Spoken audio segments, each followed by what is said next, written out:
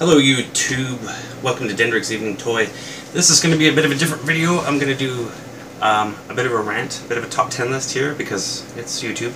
This is a top 10 list, top 10 things that annoy me about YouTube reviewers. Hey, I'm a YouTube reviewer. Well, maybe that's pushing things a bit. Anyway, I've been watching YouTube reviews for quite a while and I decided to join the community and get into it myself when I realized I have this, hey, I got a crap ton of toys, I could do that. So I started doing it. I'm still not very good at it, as you know if you've watched this channel, but thank you for trying it out. Yeah, I'm trying to do a better job. I'm trying to make my videos better, but I've noticed some trends and things that I think we could do a little bit better overall. So here are my top 10s, okay? So number 10 is slow talkers. Now I'm a bit guilty of this myself. I don't speak terribly quickly and I do tend to babble on, but I try to edit that out. But there's some people that just talk very slowly and they show the robot eventually, and there's a lot of ums and ahs like we all do, but they don't edit them out, and they keep saying the same things over and over again.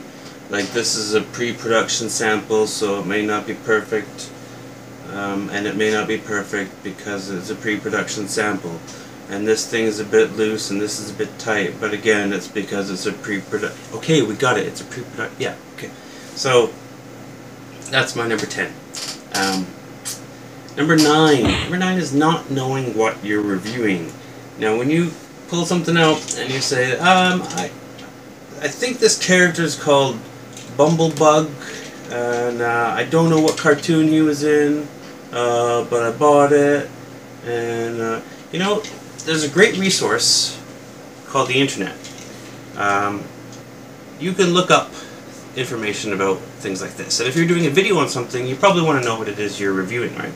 So I don't like it when people just throw the video up there and they don't know what it is, and they don't know why it looks like it looks, and usually the comment sections on those videos are filled with information, kindly or not so kindly informing the reviewer what they should already know. So if you're going to make a video on something, I suggest you do a little bit of research. It's not like the old days where we had to go to the library or ask somebody. I mean, all the information is at your fingertips nowadays. There's really no excuse for not knowing, you know, who this guy is. Oh, obscure character called Breakaway. Well, you could easily look on something like Hey TF Wiki, which is a great and entertaining resource that would tell you that this character is originally called Getaway, and it was changed for trademark reasons, and he appeared in Transformers Master Force, and blah blah blah.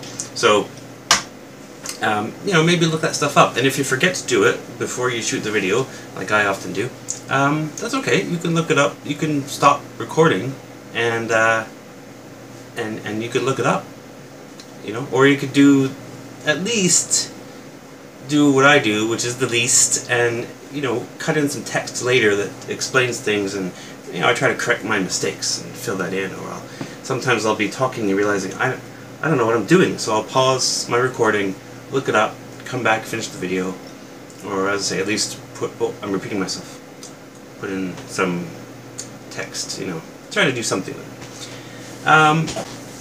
Number 7, not knowing how to use the English language. Now, I don't want to sound like too much of a dick here, but you know, not everybody is great with the language, okay? But it's a good opportunity to improve things. Now, for example, not everyone knows the difference between translucent and transparent. Well, transparent, you can lets all light through. So the windows on Chrome Dome, for example, are transparent. They're perfectly clear. Translucent means it lets light through, but not entirely. See, the windows on Getaway here are translucent because you can see that they're red. That means it's not letting all the light through. It's reflecting some, the red spectrum, right? So that's translucent. Pretty much clear is transparent. Translucent is partially clear. And opaque, of course, is just solid plastic that you can't see through at all. It lets no light through, essentially. And wheel versus tire. So let's take a look here. This is a wheel. The metal part that attaches to the car. The tire is the rubber part, okay? You wouldn't say this is a tire, you'd say this is a wheel. If you want to talk about the tire, you're talking about just the outer part. Unique. Okay, this I've been noticing a lot lately. Maybe because I didn't always know this, but the word unique is binary. Something is either unique or it isn't. Because what does unique mean? It means there's only one. Unique. It really grinds my gears when I hear people say, it's a very unique toy. This is a pretty unique. It's pretty unique. No, it's not pretty unique, fairly unique, very unique. It's unique or it's not. Okay? What would you say instead? You would say it's rare, it's unusual. You would check the thesaurus for words like that. Where am I now? Number 7. Number 7 is when things are off camera. By the way, this top 10, this isn't in exact order of how they annoy me, but when you're watching a video about something, it's nice when you can actually see it. It should be in frame. So you may want to set up some boundaries. You should know what you're recording, and if you're transforming something and showing it off and it's off the screen and you can't really see it, that doesn't really help us very much, especially when you're showing transformation and it's not on the screen. Most reviewers have the setup where the camera is sort of in front of them and facing away so that they have their hands in frame, and that's what I do because mostly because I record with just my phone and I can see the screen, so I can look down and see what I'm filming. What I'd love to have is one of those actual cameras that has a screen that you can maneuver on the side, and then I could see what I'm looking at. You know, I mean, not everybody has great equipment to film with, I can understand. But if you're watching it back afterwards and you see something out of frame, I would reshoot that. Because it's, you know, I've seen videos where they say, oh, sorry for that being out of frame, where they'll put something, text on it, and like, well, you could have just done it again, right? If you cared about what you're doing. So, being off camera, not cool. Number 6 is the order of transformation. It seems like most reviewers, when it comes to Transformers reviews anyway, will review something starting in the alt mode and convert it into robot mode, almost without fail. And I find that frustrating because I think that's the easier way to go. And sometimes you watch a video for help with the transformation. No, I'm going to be guilty on that one because I don't always pay attention to that, and I don't get really in depth with transformations unless I want to highlight something or it's something that's not already been reviewed by a lot of people. Usually I'm late to the party. People have got test shot Transformers and they've already done reviews, or there's more well-known reviewers that have shown something off, so that's why I don't spend a lot of time on transformation personally. But I will say I like the approach, for example, that Bobby Skullface takes. In fact, I found his channel because I was having trouble transforming a certain Transformer, I forget which one now, and I needed to see it converted from robot to alt mode, I believe, and I couldn't find any videos. I finally came across this small channel at the time where he was the only one who converted it in that order. And I commented on it, and he replied back saying yes, he does that because he converts it from, he starts with how it comes packaged and converts it to the other mode there. So if it comes packaged in robot mode, he'll convert it to alt mode, vice versa, which I really appreciate. And I think that makes sense, that's logical to me. I don't always do that. I confess I'm a bit lazy.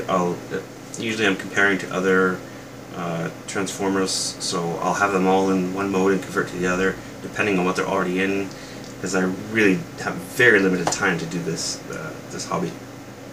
So I'm guilty of that one too. But it's nice when you get, you know, at least have some variety, or take the packaged approach, and not just always convert into bot mode, because I guess it's more interesting to reveal the robot. I don't know. I'm not sure what the logic is there. Number 5, cameras. Now, not everybody should go and spend money on you know, professional recording equipment or anything like that. That's not what I'm saying.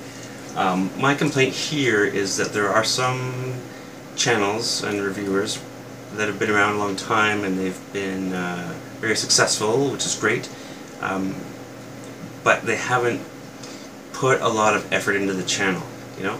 And whereas other channels I've seen grow and improve over time, I'm hoping to do that with mine.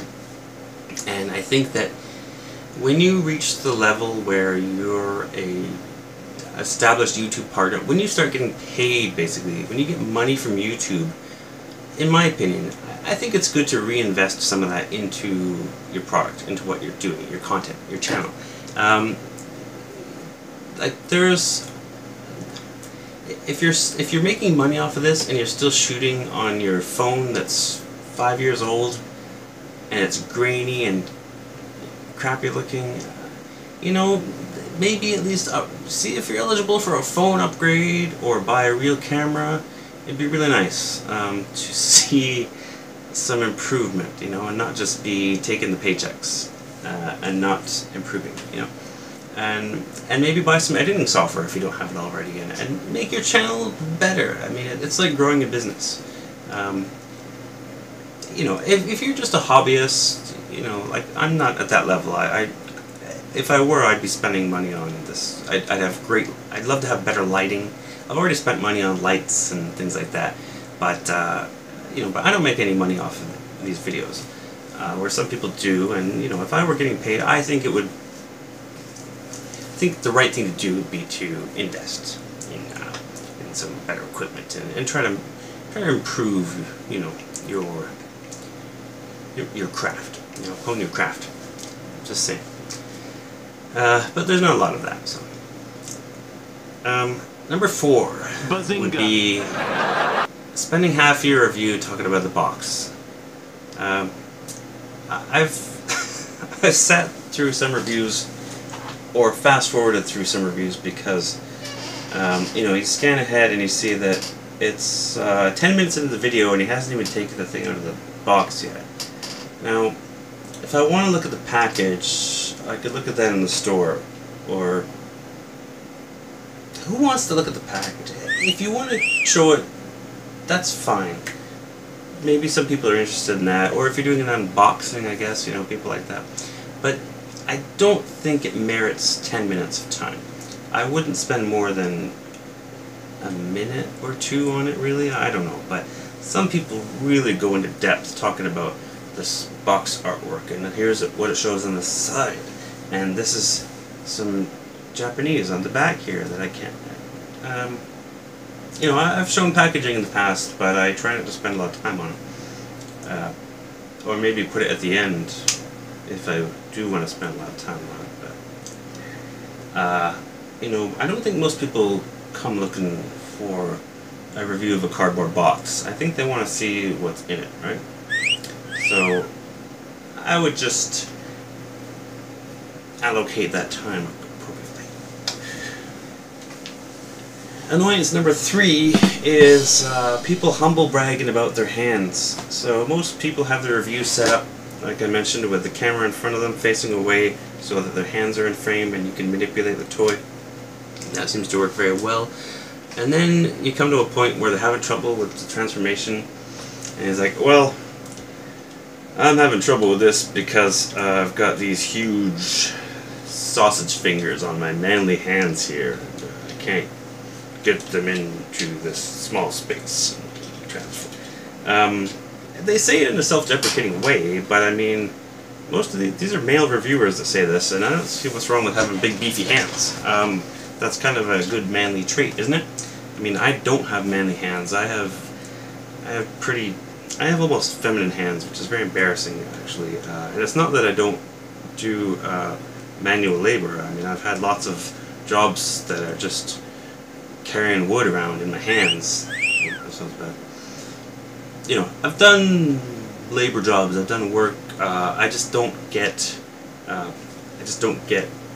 rough skin, and I don't get. I don't know. I've always had these lady hands, and it bugs me. So if I had manly hands, I wouldn't be complaining about it and making it sound like it was a problem. And you know, like I just complained about my own delicate hands here, and normally I wouldn't mention it at all. So you know what? just it's okay to have hands, and oh, and the nails too. Like, you know, like, oh, I can't get this part out because I don't have any nails. So let me get a tool. That's fine. You know, you're supposed to have long nails. That means you have good grooming. So don't apologize for it. I mean, I have seen some guys that have long nails, or there's like this guy in the train I saw that had one long nail for some reason. Maybe it's for drugs, or actually I think I saw him picking his nose, so maybe that's what that was for. But anyway, it's okay if you cut your nails. That's good grooming. It's okay if you've got good big hands. Don't worry about it. Just don't mention it. Hands are normal. My granddad was missing half a finger, and you know, he would sit there, you know, pretending it was in his ear or something, but he didn't complain about it. Okay, so you don't need to complain about your manly beefy hands. That's okay. Number 2. Now this one really does seriously bother me. Not normalizing your audio. Okay, I'm going to show you an audio clip. And this is from a very well-established channel, and I don't want to call it out, but take a look at this. Look at that waveform. You see how loud that is at the beginning, and it's loud at the end? Okay, and the middle is not. So, you know, you have your volume adjusted for regular video, probably dialogue if you're watching these types of videos. And then, you know, when you get this blaring music at the beginning, it either scares the crap out of you, or it wakes up your family. I've had that happen before, where I'm just watching TV, and then, so, it shouldn't be like that. I mean, if you're editing your video, you can visually see how much louder that is than your dialogue. Now, I'm a pretty quiet speaker, so I have to try to keep my voice audible and even amplify it sometimes after I've shot the video, and try to even things out. And I am very careful not to have any loud music, because usually my voice is going to be much lower than any music I add in. So, you know, you just lower the volume on the music. It's not that hard. And if you're making money off of your YouTube channel, you should probably know how to do that. Don't give me a heart attack when I watch your video, please. And then at the end, when it's all over, you're like, oh, that's a nice video. And then at the end, when the end slate comes up, more music again. Please don't do that. Okay? There's a feature called normalizing when you edit audio, or you can just play with it so it doesn't look like this. And that brings me to number 1. My number 1 point about YouTube reviews and videos is people who do no editing whatsoever. Now, yeah, there's some where the person just likes to talk, like a podcast format, or sit in front of the camera like this. That's okay. But there should be some editing.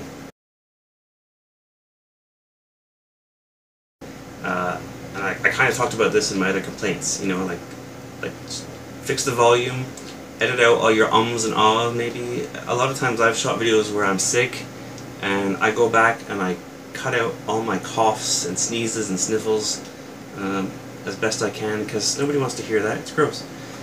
And nobody wants to hear me go, what was I going to say? You know, maybe you made a mistake at some point during the transformation, or you said something wrong. You know what I do with that stuff? Cut it out.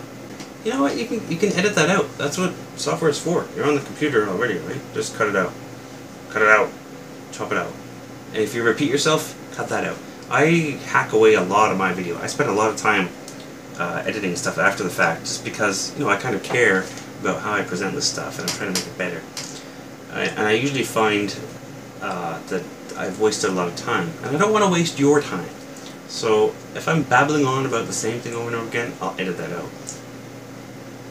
And I would love it if everybody took that approach. And like I said, you can add things in, you can take things out. You know, you should have something at the end that you're proud of, that you've created. And you don't have to just take all the raw footage and dump it in as is. You know, yeah, probably people are busy, but I'm busy too, and I don't want to waste everybody else's time to my own benefit. Look, just there, I edited out this awkward silence because it didn't need to be there. You can cut that out. If you make a mistake, if you're moving things around, edit things out, add things in if you forget something. reshoot something, put just editing, man. It's, they say a movie is made in the editing room. You're kind of making a little movie when you put it on YouTube. It'd be really great if it had some sort of production value. So anyway, there's my top 10 rants of YouTube reviews. I wouldn't blame you if you're thinking, who the f is this guy who's nobody complaining about other people's video reviews? I just meant this to be a little fun little thing. I like complaining. I find it very cathartic and healthy, and I think people like listening to complaints. I watch people complain about things all the time. By the way, there's a great channel called I Hate Everything. I love it. He complains about things, but he makes it a very entertaining video of it, and I think it's great. Yeah, I hope I haven't offended anybody. You know, I make these videos because I love it. This is a way to enjoy the hobby a bit more, and I really love watching everybody else's videos. It's what inspired me to try to make my own, even though mine are crap. But again, I've got some specific channels in mind for some of these complaints, but I don't want to call them out because, you know, they're still doing good work, and it's free, and it's fun. So please don't anybody take this too seriously. Hope you enjoyed it. Thanks for watching it, and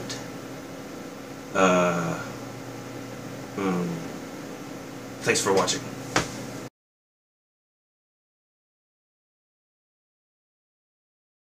Dave Coulier, Full House, cut it out.